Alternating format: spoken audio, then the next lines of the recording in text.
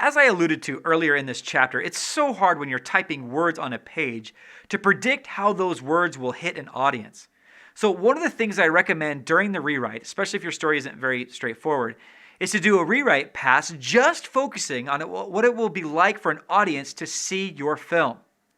Young filmmakers often think that because something means something to them, that it will mean the same thing to an audience. For example, if you have a character take out their diary and then burn it, what does that mean? You might think that it means that they hate their old life and they're ready to start fresh. But an audience might think that means something else, maybe that they're hiding something from their past.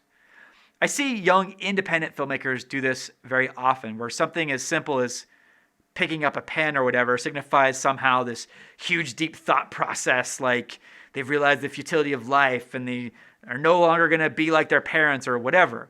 And you could see the problem with that.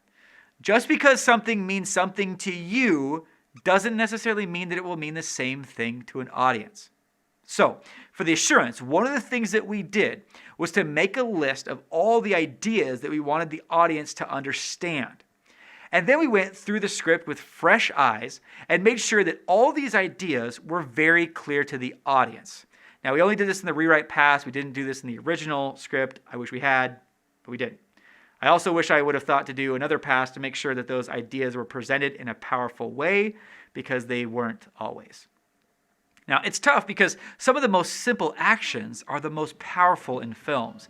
And you don't want to spell things out for the audience because that robs them of that great satisfaction that comes from putting pieces together. So I often ask myself, is there any other way that this action can be interpreted? If there is, it's worth making subtle changes to ensure your audience understands what you're trying to say.